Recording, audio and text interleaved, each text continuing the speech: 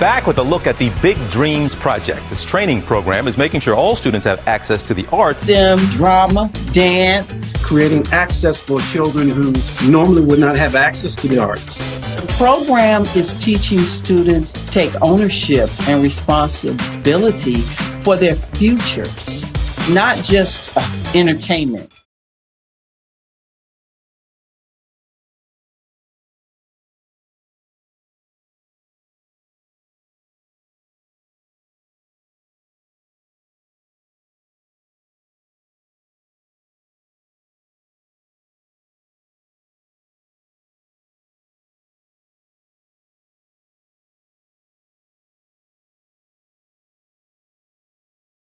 This episode was brought to you by Just Plain Savage Tees.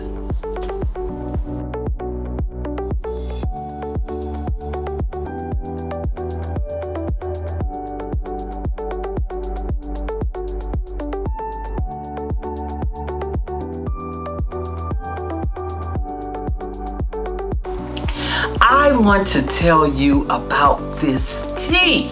Miss Lamelia turned her grief into joy in helping others find a way to have fun and focus on health at the same time.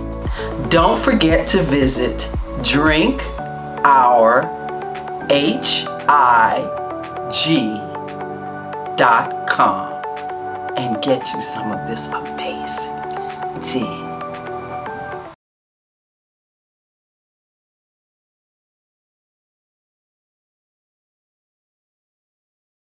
Welcome back to another episode of The Tea About Black History. The truth. Today's episode is about the voice. The voice adds depth and feeling to words. Words alone cannot, but to add a voice to words can fill you with hope. The voice has power, and you can easily abuse that power. The voice is special, unique, empowering, but it's up to you to make it that way. You need a voice for a really good word. Your voice is important. Without it, you would only be seen, not heard. The voice is power. A rare voice must be used well. The good is for which your voice was made. The voice is light. When we use our voice, it shows what we stand for. I will use my voice to be successful. The voice is a weapon, a powerful weapon that must be controlled. Your voice is a gift. And that voice has the power to have a great impact on others' impressions. Your words matter just as much as your voice, and you have the power to dictate how much you use it. Thanks, Randall. So, I wanted to have Randall with us today at the Big Dreams Project, the Tea About Black History. Give him a hand, y'all.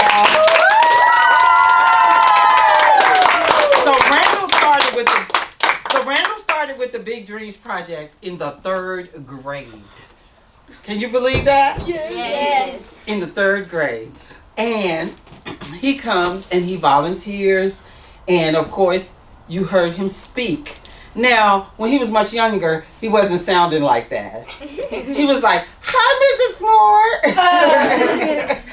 "It's me, Randall." And then he just started growing up, and that voice started changing. And we knew God had plans for that voice. It was amazing. I want to talk about another voice here. And that voice is the voice of a great man. When my son, my eldest son, was a toddler, he would listen to this voice all the time. Back then we had cassette tapes. And he just hated to get into the car seat. But we would always play this voice of this great man. And it would calm him every time. My little daughter loves to ride to the airport with me. She says to me so often, "Daddy, you just go over and over and over again." And so one of the ways she consoles herself in the fact that her daddy has to be away so much is to ride to the airport whenever I'm going in or coming back into town or going out of town. and she can do it if she isn't in school. And as we pass on the expressway going to the airport in Atlanta, we pass by what is known as Fun Town. Now, this is an amusement center where little children go to play and where they go for recreation, something like Disneyland and something like the very fine amusement centers across the country for young people. And as we pass Fun Town so often in the car, she would look over to me and say, "Daddy, I want to go to Fun Town." Well, I could always evade the question when we were going by in the automobile because we were passing by and I could jump to another subject. And I didn't want to have to tell my little daughter that she couldn't go to Fun Town because of the color of her skin. But then the other day we were at home, and like most children, she likes to look at television, and she was looking at television and they were advertising Fun Town, and she ran downstairs and said, "Daddy, you know I've been telling you I want to go to Fun Town, and they were just talking about Fun Town on the television, and I want you to take me to Fun Town." No, I stood there speechless. How could I explain to a little 6-year-old girl that she couldn't go to Fun Town because she was colored?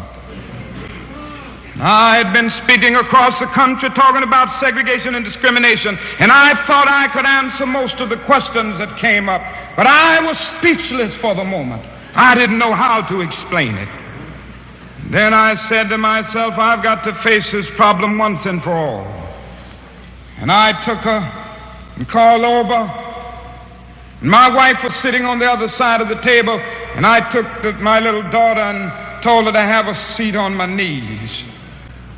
And she jumped up in my lap, and I looked at her and I said, "Yolanda, we have a problem."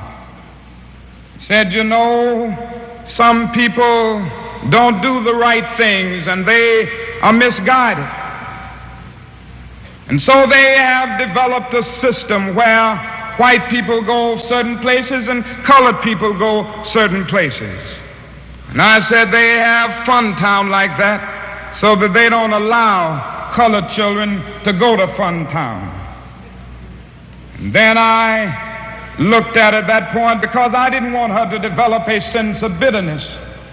I didn't want her to grow up with a sense of hatred and bitterness in her heart. And so I had to rush on and say, "But now all white people aren't like this. There are some white people right here in Atlanta who would like for you to go to Fun Town, and there are some all over the country who are right on this issue.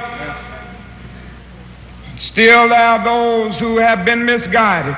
And then I looked down into her eyes, and I said to her at that point, and I saw tears flowing from her eyes at that point, I said, "Yoki, even though you can't go to Fun Town, I want you to know that you are as good as anybody who goes into Fun Town."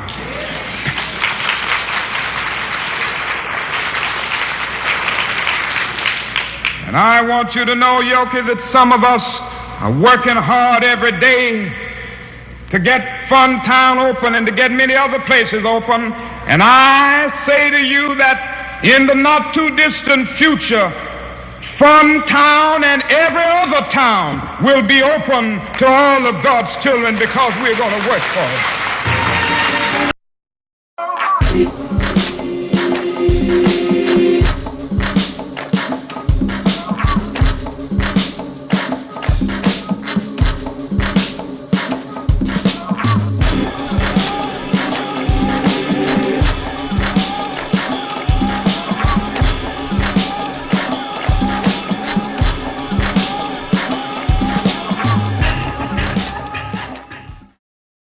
What I'm saying to you, my friends, is even if you fall, you're lot to be a street sweeper. Go on out and sweep the streets like Michelangelo painted pictures. Sweep the streets like Handel and Beethoven composed music. Sweep the streets like Shakespeare wrote poetry. Sweep these streets so well until heaven and earth all have to pause and say, here lives a great street sweeper who swept his job well. If you can't be a pine on the top of the hill, be a scrub in the valley, but be the best little scrub on the side of the hill. Be a bush if you can't be a tree. If you can't be a highway, be a trail. If you can't be the sun, be a star. It isn't size that wins or fails, but be the best of whatever.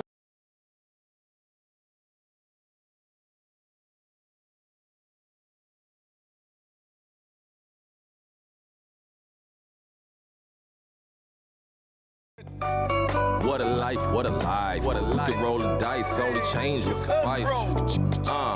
What a life, what a life. We could roll the dice, only change will suffice. Yeah. We all go through some changes. Seasons change, that's just how life is. Adapting to your rearrangements. Live, love, and learn, and just handle your biz. Cause I've been going through, have you been going through?